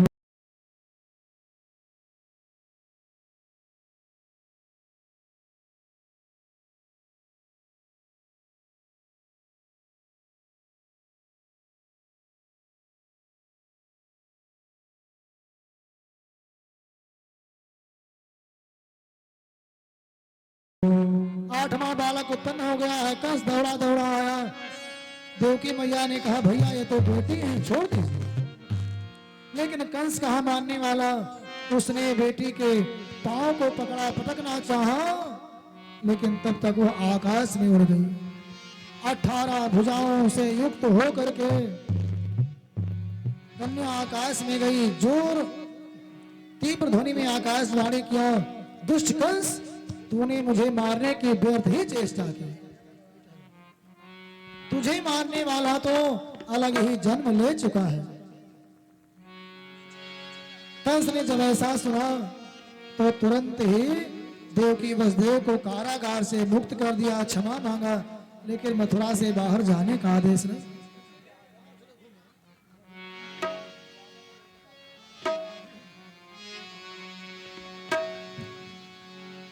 इधर प्रातः काल हुआ है, नंद बाबा के यहाँ रोज प्रतीक्षा होती है। नंद बाबा की बहन श्री सुनंदा जी आ गई हैं और रोज प्रतीक्षा करती हैं कि मेरी भाभी को लड़का कब होगा। आज प्रातः काल उठी और जैसे कमरे में प्रवेश किया अपनी भाभी के, तैसे देखा सुंदर सा लाला हुआ है और मारे प्रसन्नता की उछल पड़ी। उछल करके नंद बाबा के पास पहुंची, बोली भैया लुटा दिया है नंद बाबा ने। और जितने ग्वाल बाल आते हैं, कोई दान ले रहा है, कोई दान दे रहा है, कोई बधाई गा रहा है, कोई बधाई बजा रहा है। नंद घर आनंद भयो, जय कन्हैया लाल की। आनंद भयो, कन्हैया लाल की।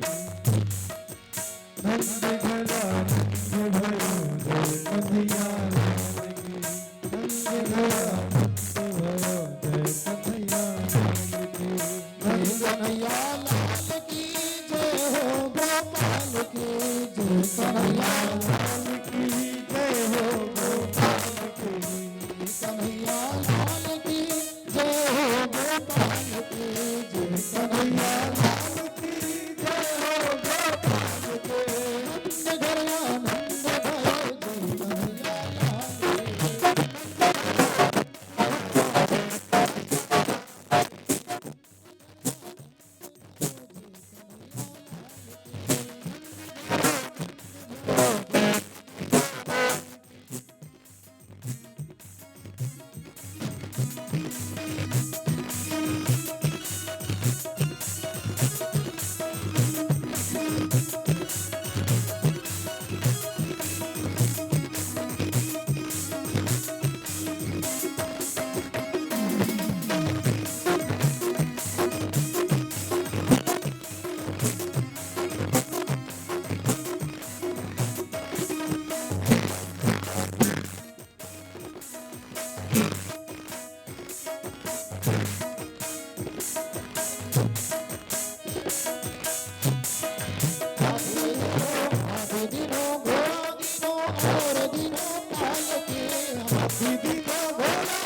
जय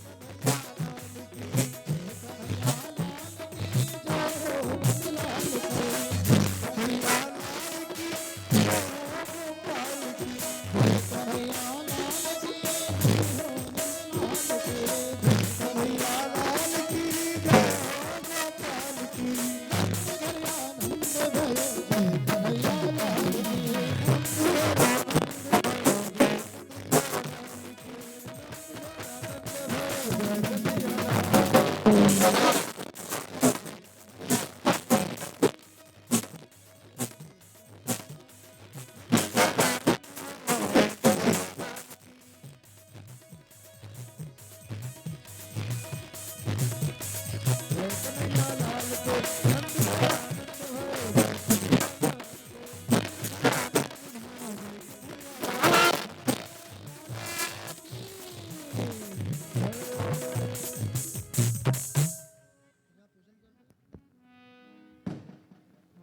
स्टैंड वाली माइक दे दो भाई।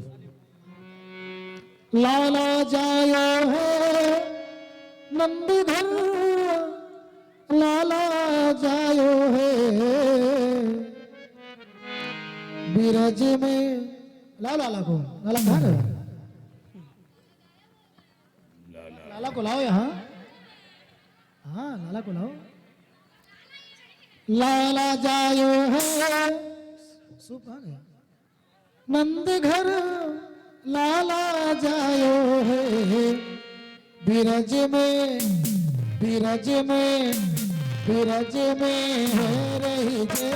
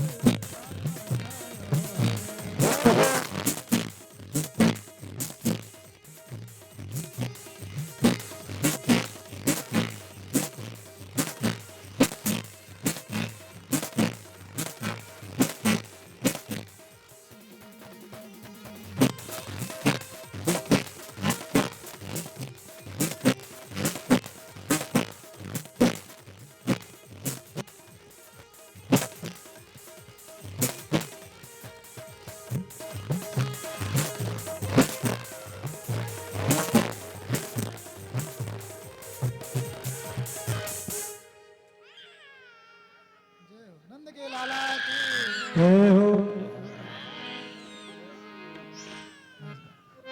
ब्रज 84 कोस में भैया ब्रज 84 भैया धन्य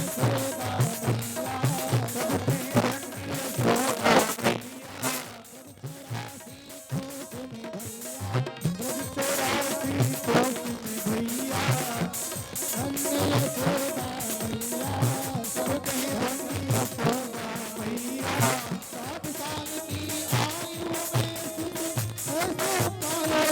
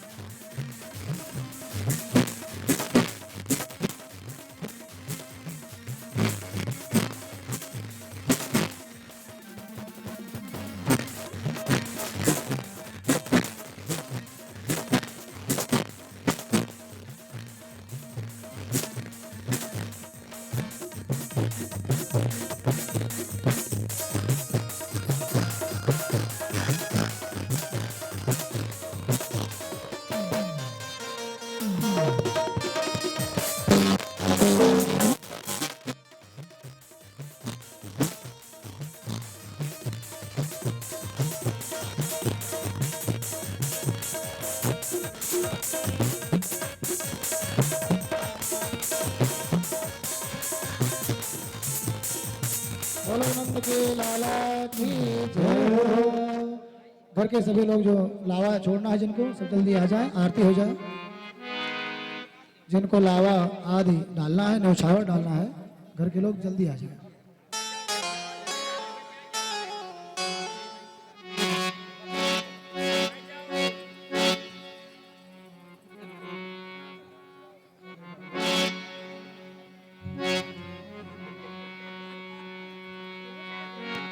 अरे अंगना में बाजे बधैया, दुआरे सहनैया हो। अरे रामा जन्मे में है कृष्ण कन्हैया, सखी सब गाओ।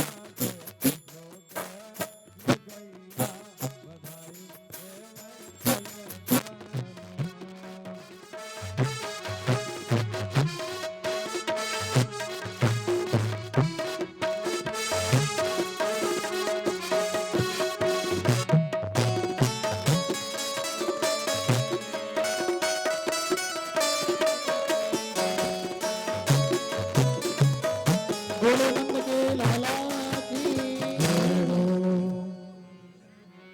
बधैया बाजे आंगने में, बधैया बाजे आंगने में, बधैया बाजे आंगने में, बधैया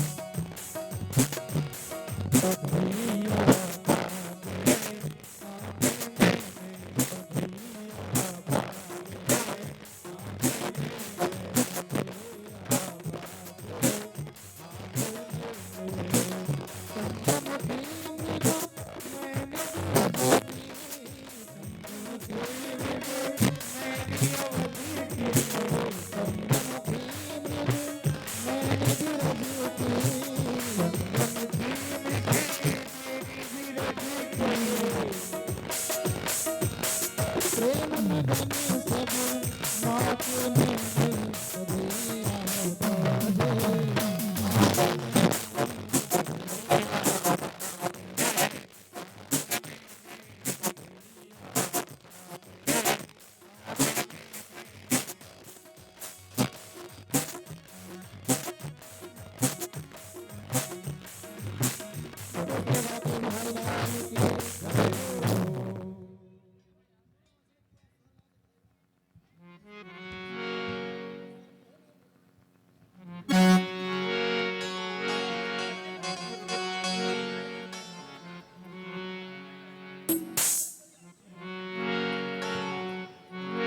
जन्मे है किसने कन्हाई,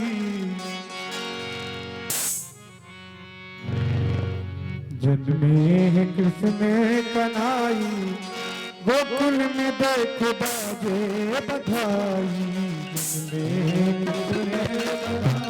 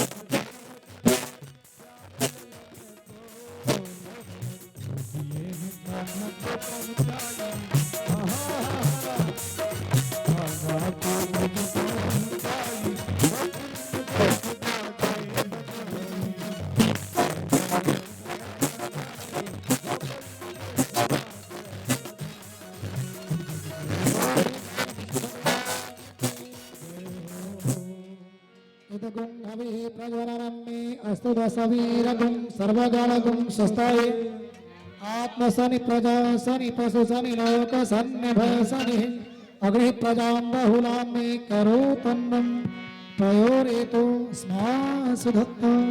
सभी भक्त अपने स्थान पर खड़े हो जाओ, भगवान की आरती करेंगे ताली बजा करके।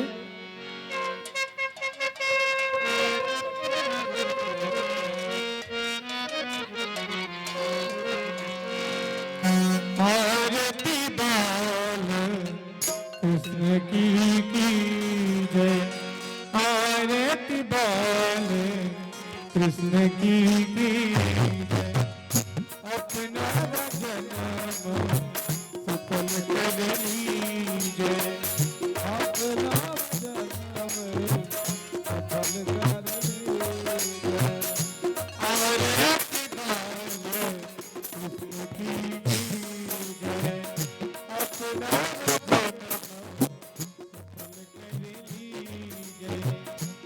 अपना वचन सफल कर लीजिए।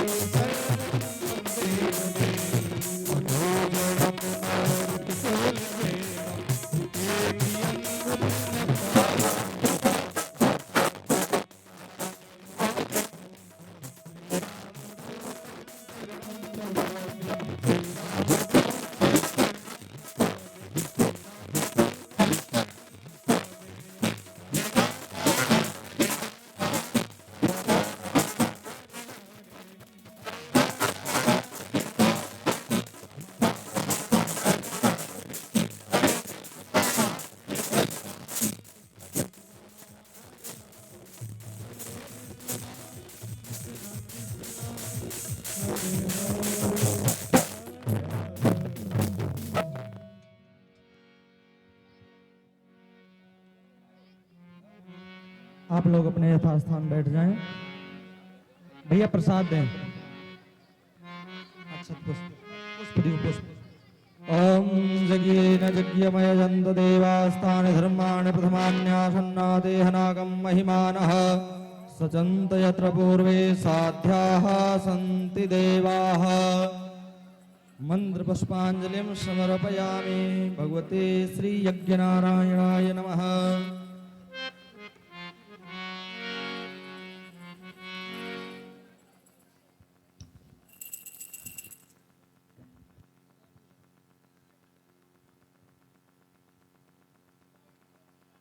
जय श्री राम। सभी लोग अपने यथास्थान बैठ जाएं और प्रसाद आरती लेके ही अपने गंतव्य स्थान को जाएंगे।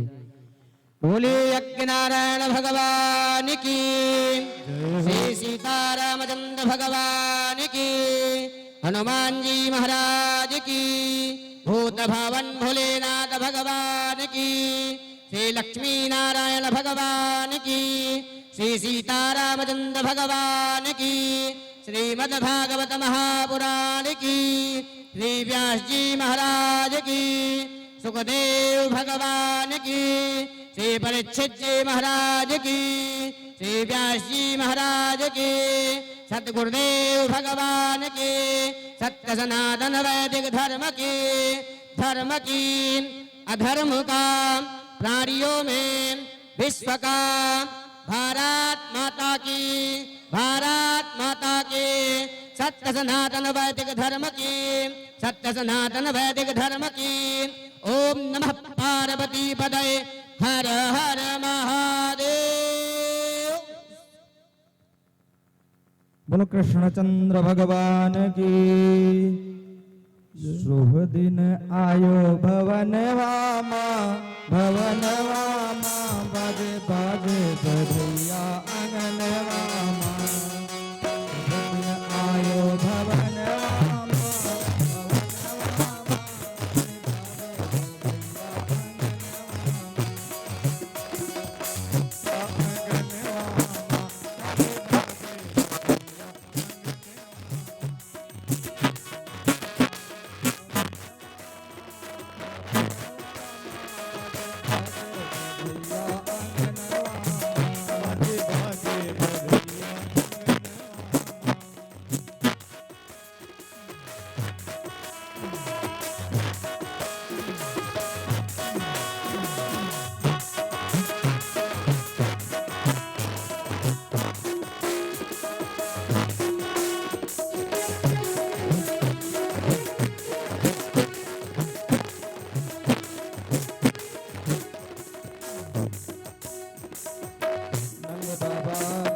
बेटा